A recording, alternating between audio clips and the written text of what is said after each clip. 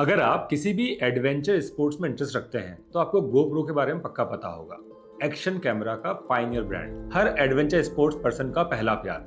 But आज ये bankruptcy पे है। 30% चांसेस हैं कि अगले साल ये कंपनी बैंक्रप्सी फाइल कर दे। तो ऐसा क्या हुआ, आज हम जानने की कोशिश करते हैं। हाय, आई एम पुष्पेंद्र सिंह जादौन, आपका बिजनेस ग्रोथ कोच। आज हम बात करेंगे कि कैसे एक पायनियर ब्रांड जो $3 बिलियन का था, आज बैंक्रप्सी की तरफ पहुंच गया है। जिसका शेयर जब लॉन्च हुआ था $24 का था, 3 महीने में वो $86 तक पहुंचा और आज उसकी वैल्यू $1 है। तो 3 चीजें हम यहाँ भी पता करेंगे। पहली, कि ऐसी क्या गलतियां करी गोप्रो ने कि वो इतना डिक्लाइन देख रहा है। दूसरा, उसके फ्यूचर में उसका क्या ऑप्शंस अवेलेबल हैं जिससे वो रिवाइव कर सकता है। और तीसरा, जो सबसे इंपॉर्टेंट है, हम क्या सीख सकते हैं जो हमारे बिजनेस में इंप्लीमेंट कर सकते हैं। तो शुरुआत करते हैं गोप्रो के फाउंडर की जर्नी के साथ। तो गोप्रो के जो फाउंडर हैं निक वुडमैन, वो एक अच्छी फैमिली से बिलोंग करते हैं। इनके फादर एक बैंक के को फाउंडर थे, तो पैसे की कमी नहीं थी। बिफोर गोप्रो इन्होंने एक और बिजनेस स्टार्ट किया जिसका नाम था funbugs.com, जिसको $3.9 मिलियन की फंडिंग मिली थी। बट 2000 में बबल बस्ट जो हुआ था, .com बबल बस्ट, उसमें वो खत्म हो गया। इसके बाद 2002 में ये छुट्टियां मनाने ऑस्ट्रेलिया गए थे फॉर सर्फिंग, और वहां उनको आइडिया आया कि कैसे कैमरा की जरूरत है जो एडवेंचर स्पोर्ट्स में काम आ सके।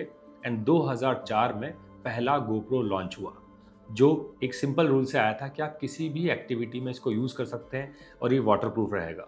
पहले साल $20 के कैमरा को इन्होंने, जो $20 इनका पहला रेट था, उससे इन्होंने $1.5 लाख के कैमरास बेचे। नेक्स्ट ईयर $3.5 लाख के कैमरास बिके। और 2006 की बात करते हैं, जब ये पहला डिजिटल कैमरा लाए, तभी इनकी सेल्स कुछ $8 मिलियन पहुंच गई। गोप्रो ने अपना ऑडियंस सेट कर लिया था, गोप्रो ने अपनी पोजीशन सेट कर ली थी, और साल दर साल ये बढ़ता चला जा रहा था। बिकॉज एक जो सबसे अच्छी चीज थी वो थी इनका यूजर जनरेटेड कंटेंट, जो इनकी मार्केटिंग में बहुत अच्छा रोल अदा कर रहा था। वो जो कंटेंट आता था वही यूट्यूब पे शेयर होता था, वही इनके ऐड में चलता था, और उसको देख के लोग और बाय करते थे। 2013 के आसपास इसकी नेटवर्थ अराउंड $2 बिलियन हो गई। और 2014 में जब गोप्रो ने अपना आईपीओ लॉन्च किया, तभी $3 बिलियन की कंपनी बन चुकी थी। और यहाँ से अगले एक साल में इनका डाउनफॉल शुरू होता है। तो जानते हैं कैसे।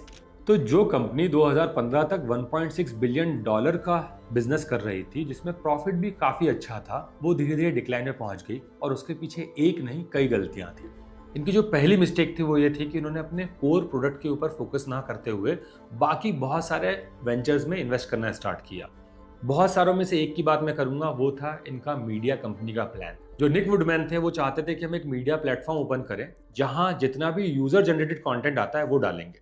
तो इनका कंपटीशन डायरेक्ट हो गया नेटफ्लिक्स और यूट्यूब जैसे प्लेटफॉर्म से, जो अपनी इंडस्ट्री में पायनियर थे।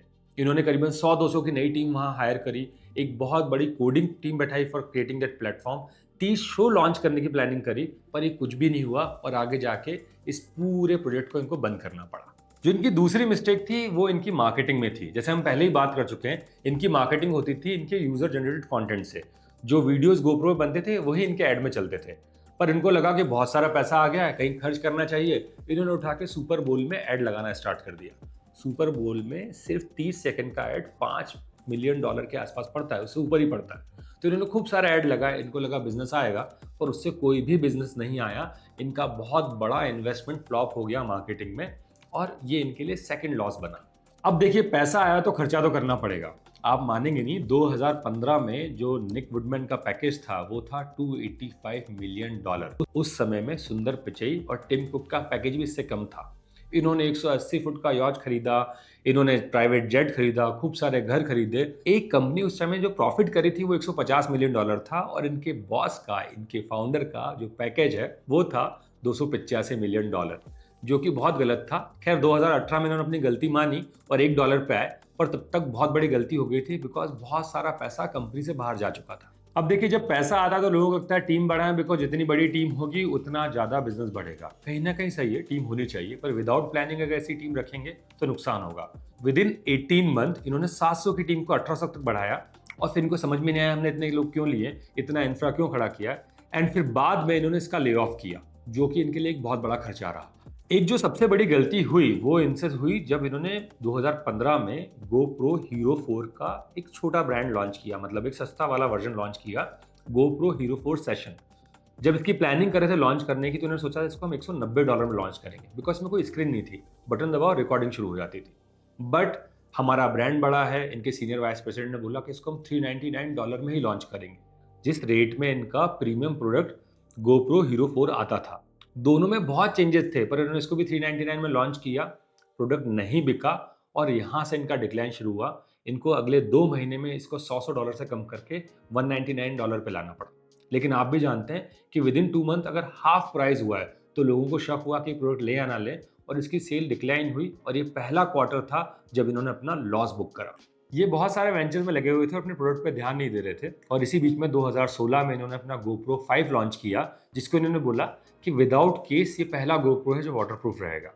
अगर आपको GoPro को वाटरप्रूफ करना है तो उसके लिए केस आता था, बट रिसर्च एंड डेवलपमेंट ढंग से हुआ नहीं था, टेस्टिंग हुई नहीं थी। GoPro 5 वाटरप्रूफ नहीं निकला। पानी में जैसे ही थोड़ा नीचे जाते थे उसके अंदर वाटर आना स्टार्ट होता था और GoPro बंद हो जाता था। तो इनकी बहुत नेगेटिव मार्केटिंग हुई because of that product. But अभी प्रॉब्लम खत्म नहीं हुई थी। इन्होंने देखा इनके कॉम्पिटिटर ड्रोन्स लेके आ रहे हैं और इन्होंने हाथों हाथ एक नया ड्रोन लॉन्च किया, कर्मा।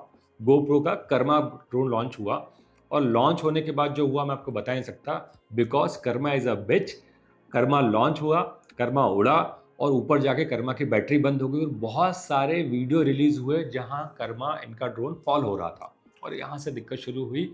इनकी इतनी खतरनाक नेगेटिव मार्केटिंग हुई, इनको 2.5 लाख ड्रोन वापस मंगाने पड़े और कुछ $150 मिलियन का नुकसान हुआ।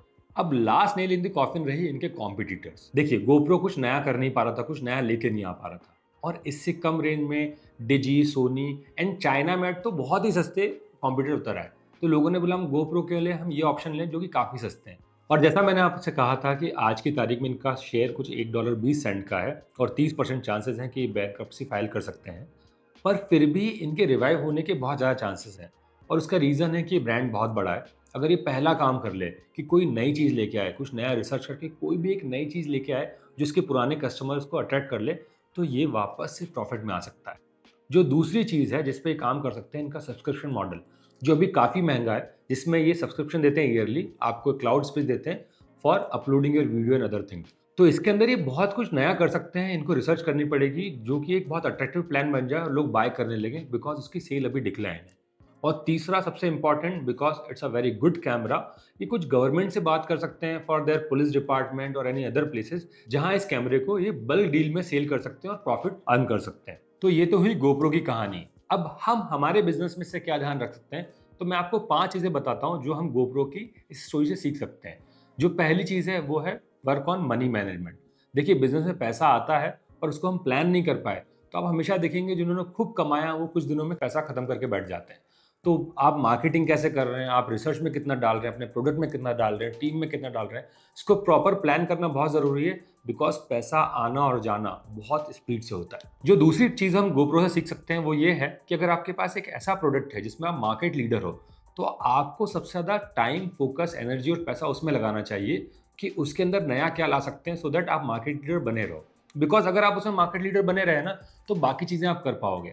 लेकिन अगर आप उसको छोड़ के बाकी जगह अपने आपको डाइवर्सिफाई करते हो, आपका फोकस कहीं ना कहीं आप हटाते हो, तो लॉन्ग टर्म में आपको नुकसान होना ही है। मैं हमेशा कहता हूं कि आपके बिजनेस की ग्रोथ 60% डिपेंड करती है आपके कस्टमर फीडबैक पर, आपके कस्टमर एक्सपीरियंस पर।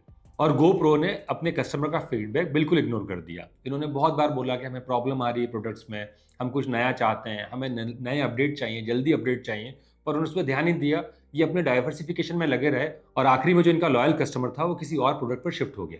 तो आपको अपना कस्टमर फीडबैक हमेशा सुनना है और अपना कस्टमर एक्सपीरियंस और अच्छा करते रहना है फॉर कंटिन्यूस ग्रोथ। आप माने ना माने, पर मार्केटिंग बहुत ट्रिकी चीज़ है।